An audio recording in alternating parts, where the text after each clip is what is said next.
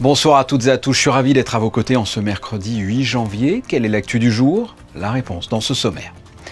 Nous débuterons cette édition par les vœux à la presse de la SBM. On écoutera dans quelques instants le président délégué de la Société des Bains de Mer nous présenter les projets 2025, que ce soit à Monaco ou à l'international.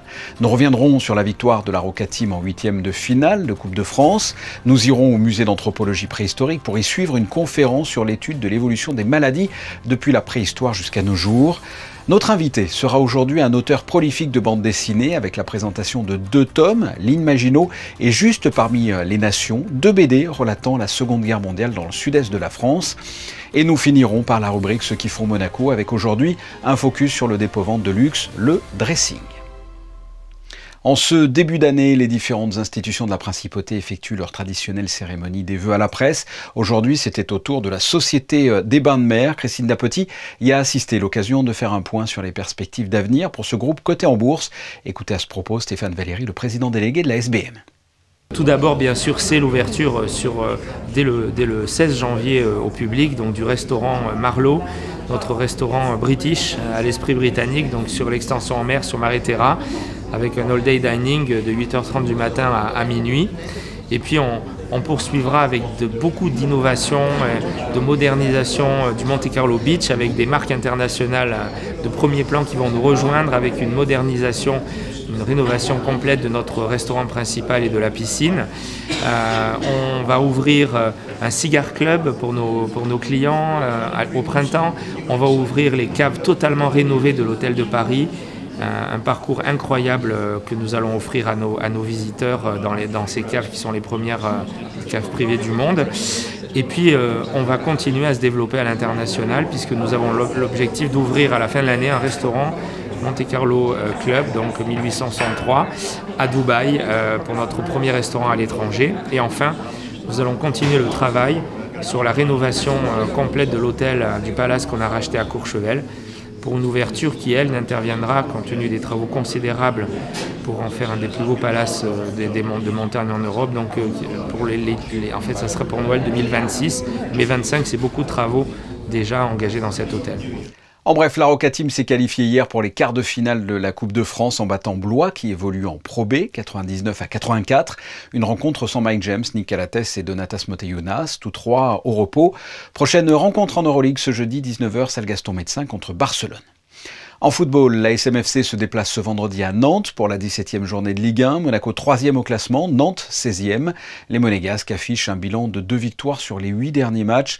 Adi Hütter est revenu sur la dynamique actuelle du club. We have to respect that at the beginning of the season we started really well, like a gun. Good results, good performances, but also we have to respect that we have in this season a third competition with the Champions League. We have a young team. There's also a process, a development. For sure, at the moment, we also faced some big opponents like Arsenal. Everybody knows it. I don't want to count it. What is a little bit, what can I say? We are not so happy or unsatisfied that we have in these big games, especially maybe in Marseille or in Nice or at home against Benfica, that we had 1 victory. Then it looks like for me a little bit different. But yeah, this is a process. This is what can I say? A situation we are not 100% happy, but also fact is that we are at the table on the 3rd place, that we are close to the knockout stage in the Champions League. We are in the next round. Okay, it was not a big game against Union Saint-Germain, but we also were happy to win this game. But we are on the track, but we have to come back to our best performances, also to have some clean sheets and to score goals and to bring better performance. I'm totally agree with you. Ce mardi, le musée d'anthropologie préhistorique de Monaco a accueilli le docteur Philippe Charlier, spécialisé en paléontologie, pour une conférence sur l'étude de l'évolution des maladies depuis la préhistoire jusqu'à nos jours. Reportage de Gaëtan Lebrun et Alexandra Marangoni. Invité pour la première fois à Monaco, l'éminent chercheur Philippe Charlier a donné une conférence sur la paléopathologie, cette science qui permet de concilier la médecine légale et l'archéologie. L'objectif de cette conférence, informer et vulgariser sur le rôle de la paléopathologie quant au développement des maladies. C'est une façon de faire parler les morts, non pas avec une boule de cristal, mais avec tous les outils de la médecine, de la biologie. C'est comme si on faisait passer un scanner, une prise de sang et tous les examens de microscopie à des squelettes, à des momies ou à des reliques qui sont au contexte ancien. Ça nous permet de dire à tel endroit il y avait telle maladie, cette maladie a évolué au fur et à mesure du temps et ça nous permet en regardant dans le passé de prévoir quelles vont être les maladies du futur ou les formes futures de maladies qu'on connaît déjà. La tuberculose de la préhistoire, la tuberculose du XVIIIe siècle n'est pas la tuberculose actuelle et n'est pas non plus la tuberculose de dans 50 ou 100 ans. À l'occasion de cette conférence, 2 sujets d'études ont été présentés au public. Tout d'abord Lucie, un crâne d'Australopithèque découvert il y a 50 ans, et enfin le corps du peintre Pablo Picasso. Les patients, eh bien, c'est Lucie, la plus ancienne, 3,18 millions d'années, qu'on a coétudié avec Yves Coppens, et le patient le plus récent, c'est Pablo Picasso, qui est mort en 1973. Ça fait un large spectre, et parmi tous ces patients, eh bien, il y a l'homme de Cro-Magnon, il y a les enfants de Toutankhamon, il y a Richard Cœur de Lion, Louis XI, Charlotte de Savoie, Saint-Louis par exemple, voilà, plein de patients. À l'issue de ce symposium, le docteur Philippe Charlier en a profité pour annoncer son prochain sujet d'étude, les catacombes de Paris, où plus de 12 millions de crânes ont été retrouvés récemment. On change de musée, clap de fin pour l'exposition Mission Polaire au musée océanographique. Cette exposition immersive a fermé ses portes ce dimanche après avoir accueilli plus d'1 700 000 visiteurs depuis son ouverture au mois de juin 2022, dont 27 000 scolaires. Mission Polaire a été conçue pour éveiller les consciences concernant l'Arctique et l'Antarctique, dont le réchauffement climatique est 2 à 3 fois plus intense que dans le reste du monde. Un nouveau programme thématique dédié à la Méditerranée sera lancé au printemps avec entre autres la nouvelle exposition Méditerranée 2050 proposant un voyage spatio-temporel dans la Grande Bleue. Une info pratique à présent, le gouvernement princier annonce l'ouverture des inscriptions en ligne 2025-2026 pour les écoles primaires et secondaires de la Principauté. Les démarches sont accessibles depuis le portail monguichet.mc dans la section éducation. Et pour tout renseignement, vous pouvez contacter la direction de l'éducation nationale de la jeunesse et des sports au 98 98 95 99 et par mail denjs@gouv.mc. Passons à notre invité, un auteur de BD prolifique édité par Plein Vent, une édition monégasque. Yvan Bertorello, bonsoir. Bonsoir Fabien. Nous vous avions reçu il y a quelques années dans ce journal, parce qu'à l'époque vous aviez sorti une BD sur Sainte-Dévote, c'était en 2022, et depuis il s'en est passé des choses avec plusieurs BD, notamment le tome 2 de Lynn Maginot et le tome 2 de Juste parmi les nations aux éditions Plein Vent, avec un point commun, ce sont des narrateurs de notre époque qui racontent une histoire pendant cette période sombre qu'est la Seconde Guerre mondiale. Parlez-nous de ces 2 BD. Alors effectivement, il s'agit de plusieurs séries que je développe avec la même équipe et différents dessinateurs. La Lynn Maginot, c'est une série dont le tome 2 vient de sortir et qui commence dans notre région, à Menton, à Roquebrune-Cap-Martin, qui se développe en direction de la Belgique. Le tome 2, le tome 2 vient de sortir. L'autre série, c'est Les Justes parmi les nations. Ce sont les non-juifs qui ont caché et sauvé des juifs au péril de leur vie. Et les 2 premiers tomes se déroulent évidemment dans notre région, dans les Alpes-Maritimes. Le 3e tome probablement va se dérouler dans une autre région et on envisage un volume spécial sur la Principauté de Monaco puisqu'il y a eu des gens, des justes à Monaco qui ont caché et sauvé des juifs au péril de leur vie. Et pourquoi ces BD, là, en ce qui concerne les 2 tomes dont on a parlé, là, pourquoi ces BD? Qu'est-ce qui vous intéresse notamment sur cette période, la Seconde Guerre mondiale dans le Sud? Moi, je suis intéressé par les questions historiques et mémorielles. Et cette question des justes parmi les nations, ça me semblait judicieux de faire connaître cette question au grand public, et en particulier à la jeunesse. Comme tout le monde le sait, les jeunes ne lisent plus de livres d'histoire, de biographie, de littérature classique, alors que la BD est encore très à la mode, même parmi la jeunesse. Et ça me paraissait vraiment utile de développer une série sur les justes parmi les nations, surtout actuellement quand on imagine que l'actualité nous fait penser à ces personnes courageuses qui ont caché et sauvé des juifs au péril de leur vie. Et comment vous avez procédé justement pour recueillir tous ces témoignages de justes et puis de juifs qui ont été sauvés ?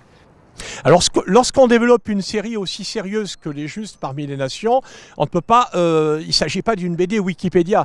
Il faut se documenter, il faut lire, il faut rencontrer les témoins. Malheureusement, il n'y a plus beaucoup de témoins, mais on rencontre les descendants des témoins, soit des familles juives, eh bien, les enfants et les petits-enfants des gens sauvés, soit les descendants des Justes qui ont caché et sauvé. Mais évidemment, une série aussi sérieuse que Les Justes parmi les nations ne pouvait pas se faire sans le soutien moral de Yad Vashem. Yad Vashem, c'est une institution officielle de l'État d'Israël qui est répartie dans tous les pays d'Europe. Et là, on travaille avec le comité français pour Yad Vashem qui établit la liste justement de ces personnes courageuses qu'on appelle les justes parmi les nations. Et vous n'êtes pas tout seul, hein. Il y a plusieurs personnes entre les dessinateurs, vous qui concevez l'histoire, c'est toute une équipe. Alors, une série aussi ambitieuse que Les Justes parmi les nations ne peut pas se faire tout seul. C'est toute une équipe avec des scénaristes, dessinateurs, coloristes, et c'est le cas pour cette série Justes parmi les nations. Les auteurs sont bien connus, parce que ce sont des auteurs avec lesquels j'ai déjà réalisé d'autres bandes dessinées. Les gens qui nous lisent nous connaissent bien. Évidemment, je peux pas ne pas les citer. Les deux dessinateurs, David Ballon, qui nous a rejoints. Le premier dessinateur est allé évoluer vers d'autres projets. Éric Stoffel, Serge Scotto, Michel Espinoza, Frédéric Alali. Donc c'est toute une équipe qui nous permet de développer une série ambitieuse. Et vous étiez au Festival d'Angoulême l'année dernière et vous y serez aussi en janvier là, pour le prochain festival. Alors, des auteurs de BD ne peuvent pas rater ce rendez-vous international qui est le plus grand rendez-vous de la bande dessinée, le Festival d'Angoulême. Et effectivement, nous y serons encore cette année. Nous aurons d'ailleurs une exposition au musée de la déportation et de la résistance à Angoulême. On va se partager entre Aurélien Bédéno, qui est l'auteur de la BD, la série sur la ligne Maginot. Il va y avoir Éric Stoffel, moi-même, probablement un autre co-auteur. On va se disperser un peu dans les différents lieux du Festival d'Angoulême pour être efficace et dédicacer nos différentes bandes dessinées. Et parmi les projets concernant Monaco, vous l'avez évoqué, le tome 3 de Justes parmi les nations avec une famille monégasque qui a aidé à cacher comme ça des juifs. Il y a aussi d'autres liens avec la principauté ? Alors avec Cédric Fernandez et puis Arnaud de Lalande, avec lesquels j'avais déjà fait la BD sur Notre-Dame de Paris, et Stéphane Bern, nous sortons au mois de juin une bande dessinée sur Monaco qui se fait de façon très étroite avec Thomas Fouilleron, qui est bien connu, qui est le directeur des archives princières. Absolument. Donc cette BD sortira au mois de juin, je crois. Et on a un projet aussi avec les Carabiniers du Prince sur l'histoire de ce corps d'élite, les Carabiniers du Prince de Monaco. Mais écoutez, on reviendra en tout cas sur les sorties des prochaines bandes dessinées concernant la principauté. Yvon Bertorello, merci d'avoir répondu à mes questions. Merci Fabien. Et puisque l'on a parlé des Justes parmi les nations, une exposition consacrée au 80e anniversaire de la libération de Monaco est visible jusqu'au 31 janvier dans le hall du ministère d'État. Exposition couvrant la période d'août 44 à décembre 44. Reportage d'Émilie Flamin et Olivier Bonello. Documents inédits, photographies, procès-verbaux, correspondances, autant d'archives qui retracent la vie de Monaco du 3 au 28 décembre 1944. Parmi elles, 2 témoignages clés. Nous avons eu comme fil directeur, comme récit, parce que c'est toujours précieux d'avoir un témoignage, 2 récits qui sont ceux du docteur Drouard, Jean Drouard, donc docteur à l'hôpital de Monaco, donc témoin, je dirais, de première main, puisqu'il a soigné des blessés, et de Jean de Flacieux, donc étudiant donc, en classe préparatoire, et qui également, dans son journal, donne un récit de ces événements qui nous a permis de reconstituer le fil de ces journées particulières, qui sont celles du mois de septembre. Une exposition qui a demandé un gros travail de documentation, mais aussi de synthèse pour les historiens. Il y a évidemment dans cette exposition des documents d'archives bruts qui permettent aux visiteurs d'avoir une lecture directe et sa propre interprétation. On a essayé aussi parfois de le guider dans sa compréhension du Monaco de l'époque et notamment en cartographiant l'histoire. Évidemment, l'histoire est liée à la géographie et on comprend mieux ce qui s'est passé quand on voit les lieux. Et donc nous avons voulu notamment, après cette journée du 3 septembre, il y a une sorte de positionnement des différents groupes de la résistance dans différents hôtels qui avaient été réquisitionnés et qui deviennent donc le siège de différentes factions, de différentes tendances de la résistance. Une exposition créée pour les 80 ans de la libération de Monaco, avec pour ambition la mémoire. C'est un devoir, un travail de mémoire, un travail d'histoire. Voilà, le tout est complémentaire. Bien évidemment, le passé est le passé, mais le passé, évidemment, nous donne des clés pour lire le présent. Le ministère d'État accueille cette exposition jusqu'au 31 janvier 2025. Retrouvons à présent notre chronique consacrée à ceux qui font Monaco. Christina Petit nous emmène cette fois du côté de la piétonne. Christina, vous nous proposez une démarche éco-responsable et économique. Qui n'est pas friand de faire des bonnes affaires? Alors aujourd'hui, nous vous emmenons dans une petite boutique située rue des Orangers, Le Dressing. Et vous allez voir, mesdames, vous avez de quoi vous faire plaisir, mais vous aussi, messieurs.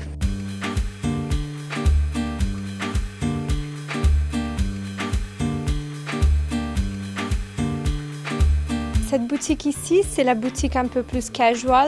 On a un peu des petits prix. On a des jeans, des accessoires, des lunettes de soleil, des petits sacs à main. Et on a aussi un coin homme. Alors, qu'est-ce qu'on peut retrouver chez les hommes? Alors, chez les hommes, on a des pulls, des chemises, des costumes, aussi des chaussures, des sacs et des vestes. C'est la patronne, Hélène, qui a créé la boutique il y a 20 ans déjà. Et celle-là de rue des Orangers, c'était la première boutique. Et puis elle a ouvert les deux autres à rue Princesse Florestine. Dans cette boutique ici, on vend à partir de petites marques jusqu'à des grandes marques comme Dior, Fendi, Louis Vuitton. C'est vraiment à partir de 50 € jusqu'à 1000, 2000 €. Et si on a des affaires à vendre, on peut vous les amener? Bien sûr, vous pouvez nous amener. Il faudra juste prendre un rendez-vous et on fait le tri des affaires qu'on prend pas. Et puis on les vend et on vous paye.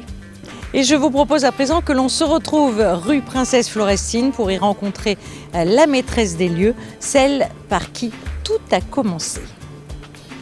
Ça fait 25 ans de ça. Et à l'époque, quand ils arrivaient au magasin, ils me disaient comme ça, oh, mais c'est des choses déjà portées. Ils trouvaient ça vraiment anormal. Mais maintenant, 25 ans après, c'est devenu la mode. Comment est née cette idée justement il y a 25 ans alors que ce n'était pas encore très répandu? Avec les copines, on se changeait un peu les vêtements. Après, il y avait des gens qui voulaient peut-être le vendre, se faire un peu de l'argent de côté. Et on faisait ça à domicile, en buvant une coupe de champagne ou un peu de thé. Ici, c'est très Chanel, Dior, Valentino, des choses plutôt très habillées. Et beaucoup de sacs Hermès, comme vous pouvez voir, et beaucoup de Chanel. À la boutique à côté, on a beaucoup de choses pour le soir. Robe longue, très habillée. Ouais. Et alors, comment vous vérifiez l'authenticité? Mais je pense qu'on a un peu l'habitude au bout de 25 ans aussi. Et si on a un doute sur quelque chose, on le fait vérifier d'office. Ça, c'est vraiment très important. C'est le base de tout. On travaille en confiance et ça me fait plaisir. Qu'est-ce qu'on peut vous souhaiter pour les 25 prochaines années? La retraite. Pas encore, mais au bout de 25 ans, c'est quand même, on commence à réfléchir, mais c'est trop sympathique. Mes meilleurs moments, je les passe au magasin ici, avec tout le monde, mes filles et les clientes tellement sympathiques. Alors vous l'aurez compris, si vous aussi vous souhaitez faire des bonnes affaires, et bien maintenant vous connaissez les deux adresses, rue des Orangers et rue Princesse Florestine, pour retrouver le dressing qui vous accueille du lundi au vendredi de 10h à 19h et le samedi de 11h à 19h. Les photos de fin de journal sont dédiées aujourd'hui à ce qui est une tradition pour les jardiniers au mois de janvier, la taille des rosiers. Sachez que vous retrouverez à ce propos un reportage dans l'édition de jeudi à la roseraie Princesse Grasse. Juste après les photos de fin de journal, la météo de Christinda Petit. Quant à nous, on se retrouve jeudi 19h. En attendant, je vous souhaite de passer une excellente soirée. Au revoir.